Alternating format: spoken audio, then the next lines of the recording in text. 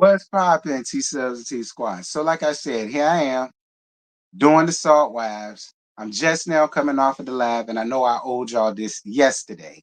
And when I do this, I am gonna watch Love and Hip Hop from Tuesday, and I'll go get y'all that today too. All right, so y'all can stop beating down my box about that. Y'all go get both of these plus Tia's damn show today. Y'all will. But we starting with the Salt Wives. So this is episode. We're in season 5, episode 5.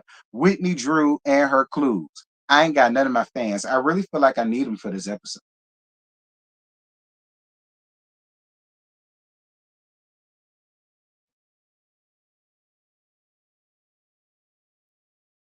Nah, I don't feel like them. I can work alone for this. So Brandon and Lisa meet up for a foot massage, and we find out that Lisa knew Branwen's daughter's dad. They didn't say his name, but her daughter's name is Gwen. I think she's 18. And Lisa knew her dad and the dad's family.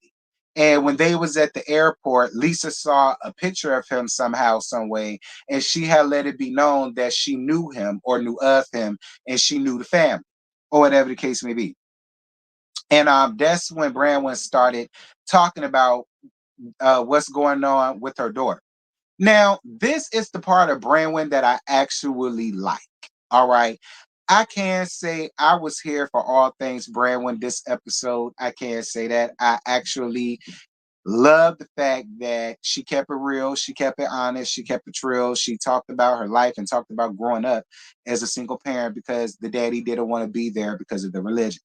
And now that he dead as two doornails, now the family wants to have this relationship with the daughter, and now they want to get to know her and all of the rest of that. We'll get down to that. Put a pin on that. We'll get down to that later on because I got a lot to say about that. So Heather, Whitney, and Brittany, they go skiing. So Brittany shows a video of Jared sending her flowers and love notes, flowers, cards, and candy, and wanting to get back with her. Brittany feels like she owes it to him to hear him out for closure. Brittany feels like Lisa was way too invested in her life, and it got a little bit hurtful for her. And listen, let me stop right there.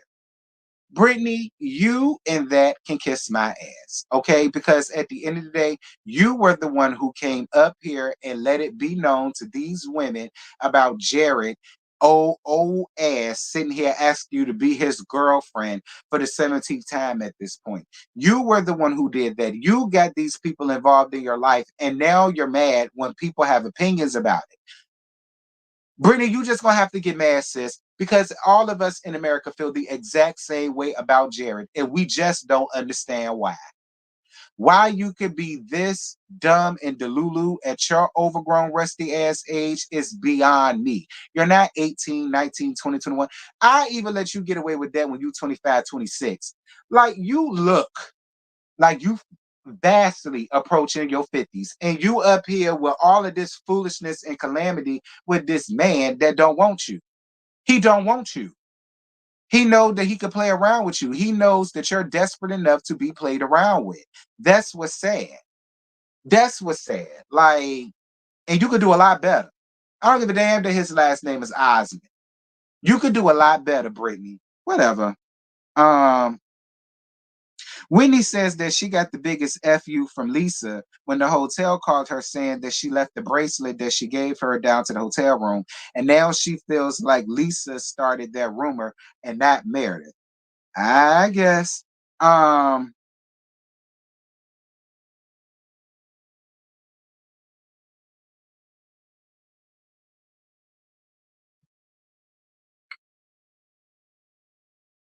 I will say this though, Whitney. If you would have allowed Lisa to talk last episode, because Lisa said it last episode that she started that conversation between her and Mary. She did say that. She did.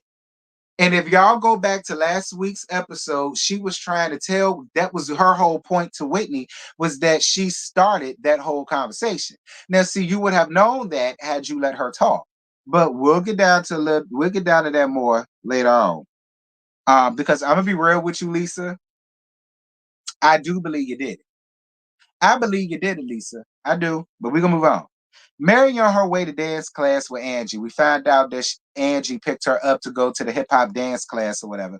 And so she tells Robert Jr., first of all, she had to keep, listen, it's no way in hell I'm going to keep calling somebody that I'm still taking care of. There's no way I will have to call their name more than once in my house.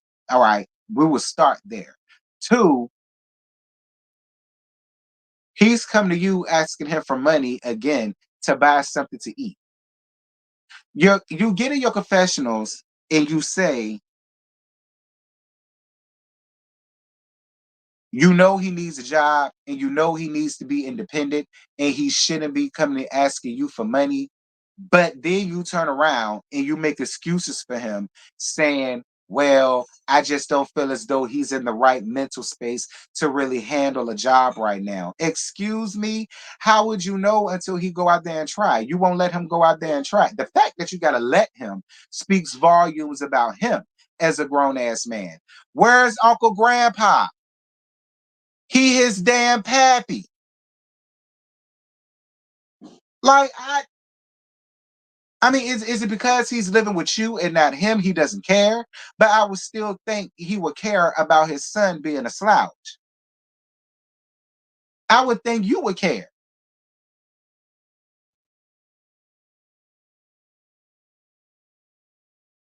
Whatever. So she gets in the car with Angie, and Angie says that Heather blames her for what's going on between her and Lisa. And we'll talk about that down to the end because I think this is what CCF Freak said that he got upset with Heather with. So we'll come back down to that.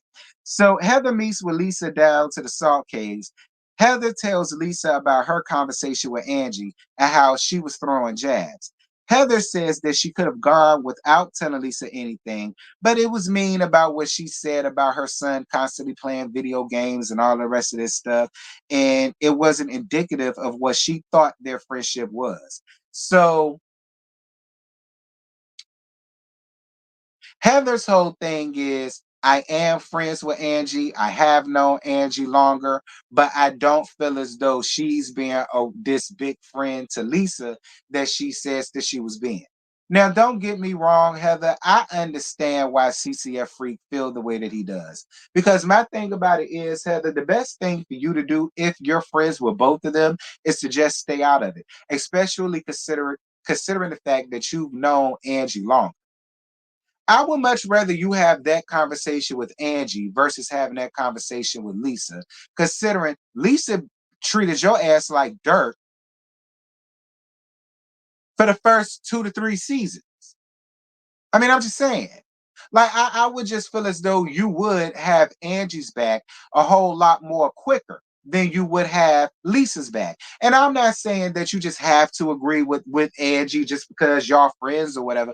You can have your opinion. But the way it's being portrayed, it does make you look a little flip floppish. It do. And I'm friends with you, Heather. Me and you cool. And if you got an issue with what I'm saying, or if I got it wrong, Heather, you can gladly DM me and tell me I got it wrong. Like Destiny did. You can DM me and tell me I got it wrong, Heather. I don't mind being corrected if I got it wrong. But the way that the camera's making you look and the way that you're presenting it, I can get why Angie feels hurt by you, and I can get why Mary gave you what she gave you down to the end of this. Moving on. Whitney in the car with Jason and Adam, a podcaster, tells her that basically Lisa was responsible for starting a rumor about her jewelry coming from Alibaba. Now, in Lisa's defense, he never said Lisa. She asked because apparently the person that he asked couldn't tell, but he was asking questions on who he thought it could have been.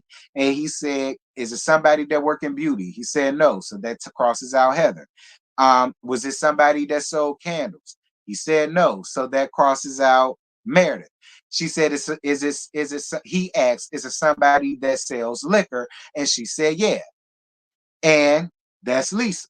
And so now Whitney is about to get down to the bottom of whether or not Lisa is the one that started the rumor on social media about her stuff being a fake and a fraud and a part-time broad. And she's charging the girls over $100, $200 a pop for some shit that's really valued at $30, $40. I don't know. Move on. Lisa, I'm sorry. I believe you did it. I'm just gonna be honestly, Lisa, I'm sorry. I do. I believe you did it. I believe you did it. I believe you're responsible for it because you've done this before. And I don't know. Maybe that's why I'm being so critical about it because you've done it before, but you have. So yeah, moving on. Brittany meeting for Jared for lunch. I could care less. Brittany, you being your age and you with this foolishness, it's not a good look by any means. He playing you in front of your face. And then you gonna turn on Lisa because she told you the absolute truth. See, he manipulated you enough for you to turn on your friend who's actually kept it real with you. All the way real with you. Whatever. Whatever. Brown went at home with her daughter Gwen and they talk about the situation. Listen, I like Gwen. Gwen spoke with such intelligence and such poise and such class. Like she spoke like a grown little woman. And I appreciate that a lot about Gwen. I like her a lot. And I agree with Gwen. Gwen, do it for yourself, not for them and not for Gwen. My opinion to you is use their ass. Use them long enough to get whatever information you feel as though you need to feel wholesome or satisfied about your dad, and then leave it at that. That's what you do, Gwen. That's how you handle people like that. Because it's a damn shame that that man had to die for them to now want to like be around you, know who you are, and this is it. How's that fair to you? Now that he gone, now they want you around. Yeah, use they ass for whatever information that you need for your dad, and then just say put two with all of that. Heather invites Lisa, Mary, and Brittany to go zip lining. During lunch, Brittany tells Lisa how she was upset with her for the way that she sent Jared that text message and it caused the rift between them. All three of them tells her, girl, leave us out your shit then. Because again, none of them would be this heavily invested if you hadn't brought it to the table, Brittany. Now you mad with Lisa because of him. I was on all three of their sides. Don't talk to us about him no more. Whatever he does to you, don't bring it up. Whatever he says to you, don't bring it up. Girl, cry to your children if you got them. Cry to your parents. Cry to your dogs, your cats, your goldfish, whatever you got. Cry to your fairy. All right. Hell, cry to God. Anybody but us. I was on their side. Like, because Mary calls Heather out for champion for Lisa when she's known Angie since forever. Heather says that she's champion for them both, but in this situation, she feels like Angie was wrong and she's on Lisa's side. On one token, you're a grown ass woman and you have every right to do that. Just because a person is your friend, it doesn't mean that you got the wrath of them when you feel as though they're wrong. You're perfectly within your means to say, Angie, you my home girl, but this situation you wrong with. But you can do that without being so up under Lisa. That's how I feel. That's why I say I'm not too upset with Mary for what she said. I'm not. Because you could still have those same feelings, but not be so buddy buddy, chummy chummy, and champion with Lisa. You could just say that to your friend. Friend, I'm gonna be real with you. From what it looking like and from what it sounded like, you need to be the one to fix that. I'd much rather you do that than the way that you're going about it. And then Mary says that with Heather, she feels like she leaves behind a trail of lies. First, it started with the black eye, then it started with the body positivity. Now it started with the situation with Angie, and that was the end of the episode. I mean, you are taking those Zempic, friend. Like, I get what you're saying. But I do see what Mary and other people are saying too, just because of the way that you presented it. And then when we found out that you was on Ozempic, and then you was honest about that. You didn't lie. You was honest about it. But I see why the people feel the way that they feel about that and how they feel as though You kind of lied. I can see it, friend. To be honest, it I the black eye thing. I couldn't be on your side with that either, friend. I felt the same way about that black eye shit. I said the same thing. You should have been honest about that. At the very least, you should have whooped her ass because you was much you was way bigger than her. You was way bigger than her. You could have wore her ass out. Or at least spilled the beans and told the absolute truth about what she did to you. Just gonna be real. And then with this Angie thing, I get it. That's all I'm gonna say, friend, is I get it. I do, I get it. But that's it. That's all. I ain't got no more. We still cool with her. That ain't no thing. But I do. I get it. I do. I get it.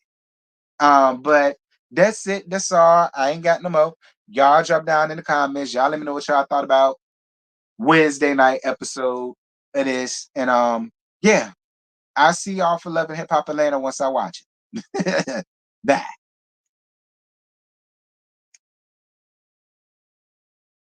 So